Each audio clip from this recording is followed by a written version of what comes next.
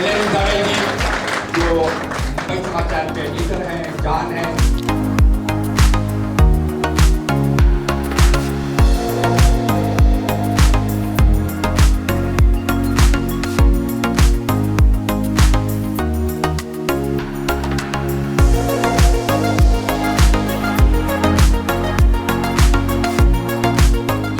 ચાલતું ગુજરાતી ભાષામાં રિજનલ લેંગ્વેજમાં છપાતું ચાલતું અને હજી સુધી વંચાતું ન્યૂઝપેપર છે અને હજી ચાલે છે. ગુજરાતી તરીકે તમને કેવો અનુભવ થાય?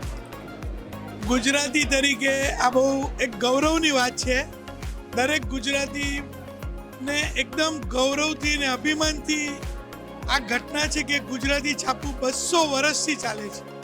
અને હું કદાચ ભૂલતો ન હોઉં તો આ એશિયાનું સૌથી પહેલું પેપર છે કે જે 200 વર્ષથી ચાલે છે. 200 વર્ષ એટલે કોને કીધા છે? આને એન્ટિક કહી શકાય. 200 વર્ષ પહેલા પ્રિન્ટિંગ પ્રેસ કેમ હતી, શું સમાચાર હતા, કેવા સમાચાર આવતા હતા, પહેલું છાપું કેવું હશે, પછી એના 50 વર્ષ પછી કેવું છાપું હશે. હજી તો અંગ્રેજોને તો આપણું ભારત છોડે માંડ 70-75 વર્ષ થયા છે. એના 125 વર્ષ પહેલાનું છાપું, એ પણ ગુજરાતી. એટલે બહુ મોટા ગૌરવની વાત છે, અભિમાનની વાત છે. એક ગુજરાતી તરીકે એક આપણી માતૃભાષાનું છાપું 200 વર્ષ પૂર્ણ કરે અને આજે પણ ખૂબ જ સફળતાપૂર્વક ચાલી રહ્યું છે. ગુજરાતી નાટકોની એડવર્ટાઇઝમેન્ટ હોય, અવસાન નોંધ હોય કે કોઈ પણ સાચા સમાચારની પરખ જોઈતી હોય તો લોકોએ મુંબઈ સમાચાર વાંચવું જ પડે. મુંબઈ સમાચારમાં બધા સમાચાર સચોટ હોય, સાચું તપાસીને સમાચાર પીરસવામાં આવે છે. કોઈ ખોટા સમાચાર હોતા નથી. એના વાચકોનો એના પર એટલો બધો વિશ્વાસ છે ત્યારે જે 200 વર્ષ પૂરા કરી શકે છે. હવે 200 વર્ષ પરની ફિલ્મ બનાવવી એ કેટલું અઘરું કામ છે. પણ અમારા સૌના માનીતા મિત્ર તંત્રી નિલેશભાઈ દવે, એમને મુંબઈ સમાચારને એકદમ એના પરિવારની જેમ, હું એમ કહું કે એમના પુત્રની જેમ એને પ્રેમ કર્યો છે. એક તંત્રી નહીં પણ એક ચાહક તરીકે મુંબઈ સમાચારનું એનું અસ્તિત્વ અડીખમ રહે. આટલી બધી કોમ્પિટિશન છે, ડિજિટલ સમાચાર આવે છે, ઘણા બધા ન્યૂઝપેપર આવી ગયા 200 વર્ષમાં, તો પણ આજે મુંબઈ સમાચાર અડીખમ ઊભું છે. તો નિલેશભાઈએ જે રીતે એને ઘણા વર્ષોથી સાચવ્યું છે અને આ ફિલ્મ બનાવી છે, આ ફિલ્મની પરિકલ્પના એમની છે. રજનીભાઈ આચાર્યએ મહેનત કરી છે, એમને આ ફિલ્મ બનાવી નિલેશભાઈ દવેના માર્ગદર્શન હેઠળ, અને બહુ જ સુંદર ફિલ્મ છે. આ દરેક અભ્યાસુએ, રિસર્ચરે, સ્ટુડન્ટે આ ફિલ્મ જોવી જ જોઈએ. આ ફિલ્મ દરેક ગુજરાતી શાળામાં બતાવવી જોઈએ. નોન ગુજરાતીને પણ બતાવવી જોઈએ કે આ છે અમારા ગુજરાતીઓનું છાપું મુંબઈ સમાચાર. એક ગૌરવની વાત છે.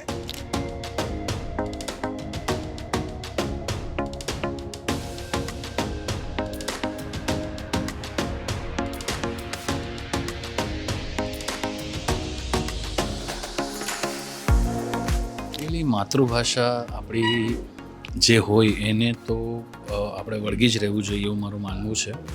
હા, એટલે આજકાલનો ફાલ એવો છે કે આજકાલનું જે જનરેશન છે, જેને આપણે જેન ઝી કહીએ છીએ, એ લોકો બધા ઇંગ્લિશ મીડિયમ ને ઇંગ્લિશ તરફ વળી રહ્યા છે. ઓકે, એ લોકોની પર્સનલ ચોઇસ છે, પણ મારું એવું માનવું છે કે સાથે સાથે આપણી માતૃભાષાને, ગુજરાતીને લખતા, વાંચતા, બોલતા વ્યવસ્થિત આવડવું જ જોઈએ. અને એ દરેક વાલીઓનો એ ધર્મ છે, એ લોકોની ફરજ છે કે પોતાના બાળકોને આપણી માતૃભાષા ગુજરાતી વાંચતા કરે, બોલતા કરે, લખતા કરે. એટલે તો જ આપણી ભાષા, તો જ આપણી ગુજરાતી ભાષા જીવંત રહી શકશે. નહીંતર ધીમે ધીમે કહેવા માટે મધર ટંગ, લખવા માટે ગુજરાતી, પણ બોલતા કે વાંચતા નહીં આવડતું, that is going to be very sad. એટલે આપણી માતૃભાષા માટેનું વળગાણ જે છે એ રહેવું જ જોઈએ. એક ગુજરાતી ભાષા, મુંબઈ સમાચાર એ એશિયાનું સૌથી પહેલું અને જૂનું ન્યૂઝપેપર છે. 200 વર્ષ પૂરા થઈ ગયા. 200 આમ જોઈએ તો 203 વર્ષ. તો 200 વર્ષથી કન્ટિન્યુઅસ એક ન્યૂઝપેપર ચાલતું આવે ગુજરાતી ભાષામાં, એક રિજનલ લેંગ્વેજમાં. તમને કેવો અનુભવ થાય છે? ગુજરાતી તરીકે કેવો અનુભવ થાય છે? બહુ જ ગર્વની લાગણી અનુભવાય છે. લગભગ હું મારો જન્મ થયો ત્યારથી લઈને આજ સુધી મારા ઘરે નિયમિત રીતે મુંબઈ સમાચાર જ આવે છે. અને હવે તો એવું થઈ ગયું છે કે મુંબઈ સમાચાર સાથેનો સંબંધ એક ફેમિલી મેમ્બર જેવો થઈ ગયો છે. આજે આ 200 વર્ષના કે 203 વર્ષ તમે કીધું એ પ્રમાણે ઇનારના કાર્યક્રમમાં જે સરસ મજાની ડોક્યુમેન્ટરી બનાવી છે એ કાર્યક્રમ હોય કે કોઈ પણ બીજા આપણા મુંબઈ સમાચારના કાર્યક્રમ હોય, એમાં નિલેશભાઈ મને અને મારા ફાધરને અચૂક ઇન્વાઇટ કરે છે અને એ બતાવે છે કે એ પરસ્પર છે કે નિલેશભાઈને અને મુંબઈ સમાચારને પણ અમારે માટે એટલી લાગણી છે અને અમને પણ નિલેશભાઈ માટે અને મુંબઈ સમાચાર માટે ઇક્વલી એટલી જ લાગણી છે.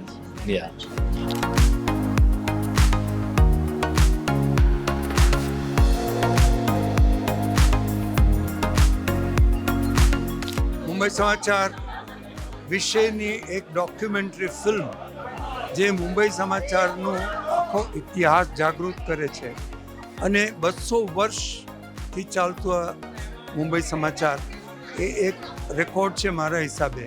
અને એની વિશેની જે પણ કંઈ માહિતી, જે પણ કંઈ ફેક્ટ આપણને જોવા મળી એ ખરેખર એક અનબિલીવેબલ અનુભવ હતો. અને આઈ થિંક કે જે રજનીભાઈ એ બનાવી, નિલેશભાઈ, આ બધાને મારા તરફથી ખૂબ ખૂબ અભિનંદન આપું છું કે આવી અદ્ભુત સુંદર ડોક્યુમેન્ટરી બનાવી છે જેનાથી મુંબઈ સમાચાર વિશે એટલું બધું જાણવા મળ્યું કે જે કોઈ દી આપણને કલ્પના પણ નથી. એક સાહિત્યકાર તરીકે ગુજરાતી આજકાલના જે જનરેશન છે એ વાંચતા નથી, બોલતા નથી, સાંભળતા નથી, તો તમે એમને શું કહેવા માંગશો? નહીં, ગુજરાતી આપણી માતૃભાષા છે અને દરેક માવતરને હું પ્રાર્થના કરીશ કે એમને બચ્ચાઓને ગુજરાતી બીજું બધું મૂકી દો પણ કમસે કમ ઘરમાં ગુજરાતીમાં વાત કરવાનું એ લોકોને શીખડાવવું જોઈએ અને ઇન્સિસ્ટ કરવું જોઈએ કે તમે આપણે ગુજરાતીમાં વાત કરીએ ઘરમાં, કારણ કે આપણી માતૃભાષા અદ્ભુત છે.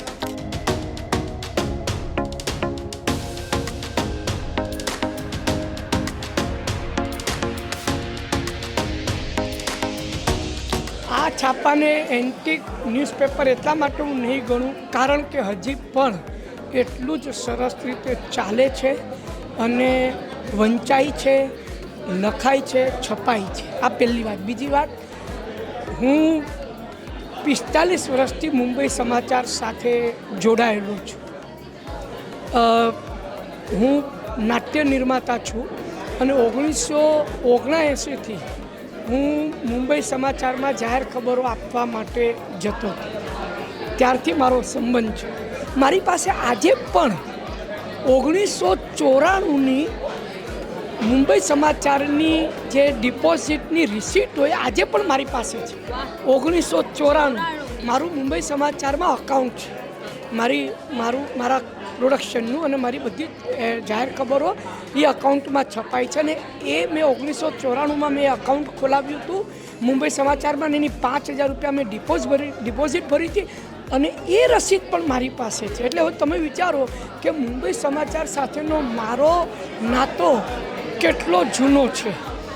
સતત એક પોલિસી કે સમાચાર 2 વાર ખાતરી કરીને પછી જ છાપવાની. એટલે અમારામાં એ વખતે, હવે તો બધી અલગ અલગ ન્યૂઝ ચેનલો આવી ગઈ ને હવે મોબાઈલ પર પણ ન્યૂઝ આવતા હોય છે, પણ એ વખતે મુંબઈ સમાચારમાં કોઈ સમાચાર આવે ને એટલે સમજી લેવાનું કે આ પાક્કા જ હોય. એટલે આ ફેક ન્યૂઝના જમાનામાં અને સૌથી પહેલાં સમાચાર આપી દેવાની હળબડાટીમાં મુંબઈ સમાચારનું મહત્ત્વ તે વખતે કેટલું હતું ને આજે કેટલું છે તમને ખબર પડી જશે.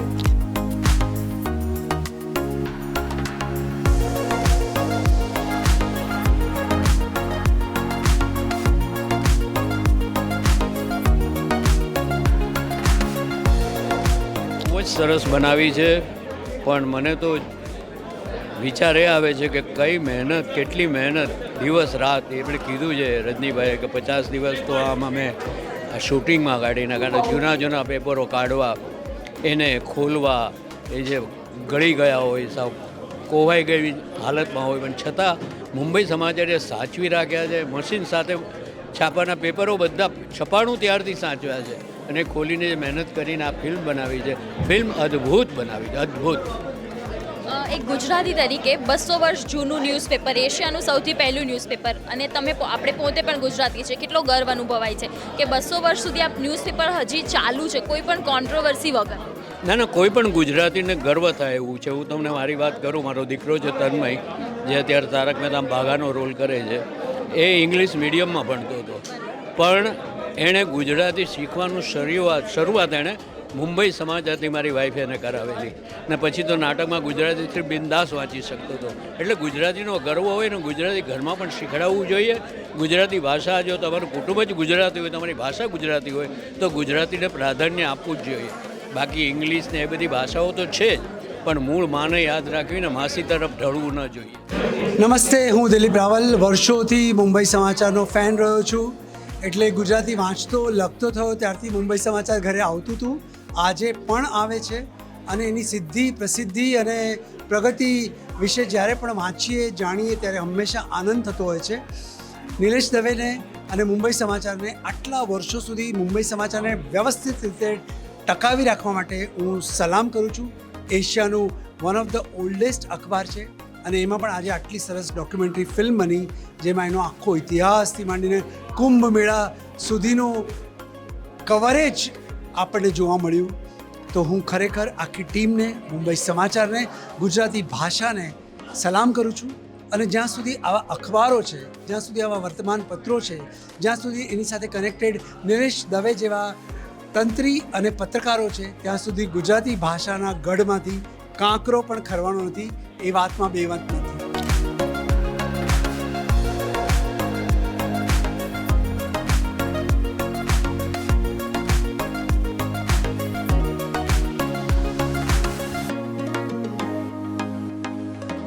બસો વર્ષ એટલે એ કંઈ નાની સૂની સંખ્યા નથી. આજકાલ લોકો 200 વર્ષ કોઈના મેરેજ ચાલતા નથી, અરે 20 વર્ષ ચાલતા નથી કોઈના, ત્યારે 200 વર્ષ સુધી એક અખબારે ટકી રહેવું એ અદ્ભુત વાત છે સાહેબ.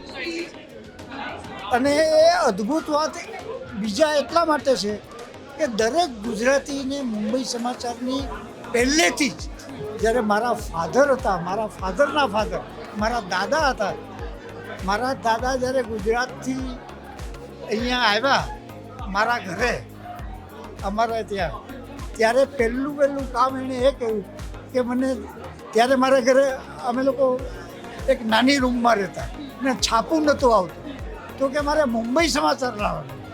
અને એટલા માટે કે એમાં મરણ નોંધ ના આવતી બધાને. એટલે અદ્ભુત વાત હતી, મરણ નોંધ આવતી અને સમાચાર આવતા બધા. શેર બજાર વાંચવું પડે. એટલે મુંબઈ સમાચારે આડકતરી રીતે લોકોની બહુ સેવા કરી છે અને એ સેવા બધા યાદ રાખી છે આજ સુધી. 200 વર્ષ એટલે લગભગ આપણે એમ ગણીએ 100 વર્ષ ગણીએ તો એ 2 જનરેશન તો આખી ને આખી જતી રહે. ત્યાં સુધી એક છાપું, આની ટ્રેડિશન ઘરના વડલાઓથી શરૂ થઈ હોય, વાંચાતી આવતી હોય, તો તમને એમ લાગે કે તમે તમારા પરિવારના એટલા ઊંડા રૂટથી જોડાયેલા છો. અને એમાં મુંબઈ સમાચારનો ફાળો 3 જનરેશનનું જે આપણામાં સિંચન થયું એ એટલો મોટો છે, એટલો ઊંડો છે. અને અમારા ઘરમાં તો મને યાદ છે, છાપું એટલે જ મુંબઈ સમાચાર, ને મુંબઈ સમાચાર એટલે જ છાપું હતું. એટલે હું તો જ્યારેથી વાંચતો થયો, મેં મારી સ્કૂલની ચોપડીઓ કે બીજું બધું પછી જોયું છે, કે સીધું પહેલાં મુંબઈ સમાચાર જોયું જ ઘરમાં, અને પછી હું જીવનમાં સ્કૂલમાં ને આગળ વધે. એટલે મારા માટે સૌથી જૂનું મારું શબ્દોનું સંભાળનું કયો, કનેક્શન કયો, તે મુંબઈ સમાચાર.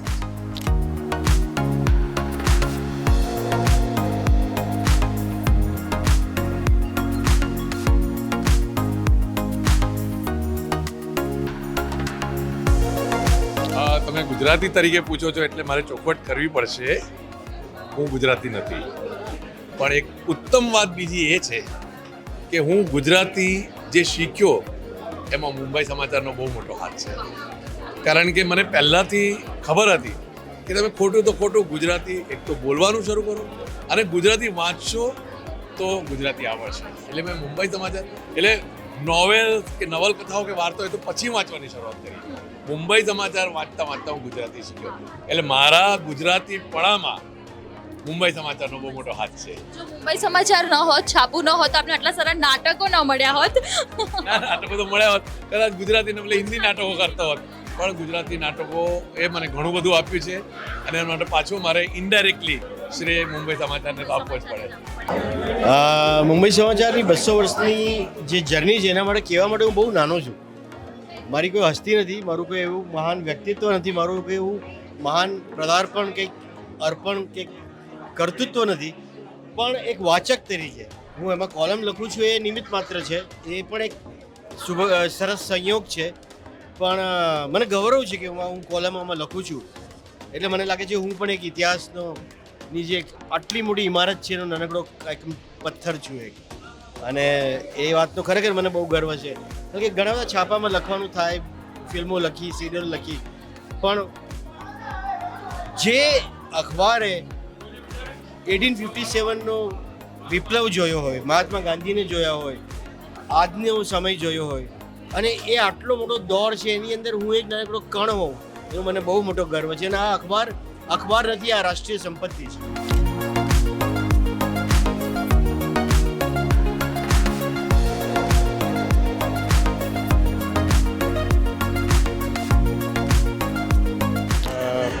અદ્ભુત. એકચ્યુઅલી ગાયનમાં તો મેં કીધું જ છે, કારણ કે આમનું જે ગાયન છે એનું કમ્પોઝિશન્સ અને સિંગિંગ મારું જ છે.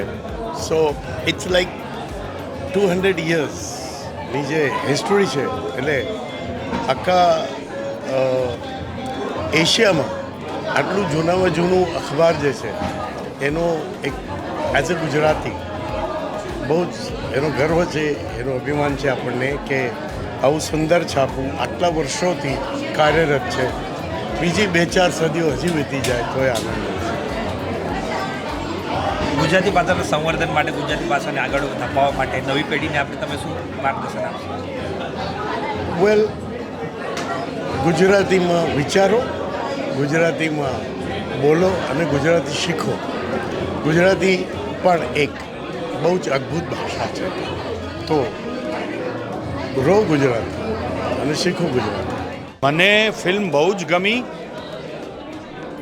કારણ કે આમ જોવા જઈએ ને તો આ બહુ ડ્રાય સબ્જેક્ટ છે કે કોઈ તવારીખ તમે 202 વર્ષની, એટલે ડિટેલિંગ ને બધું એટલું બધું આવે એટલે બોરિંગ થઈ જવાનો બધા જ ચાન્સીસ છે. એ બધાની વચ્ચેથી ફિલ્મ એવી સરસ નીકળી ગઈ, કારણ કે જે સ્ટફ હતો, આખો જે મસાલો હતો આવી ઉઠશે, એ બહુ ઇન્ટરેસ્ટિંગ હતો.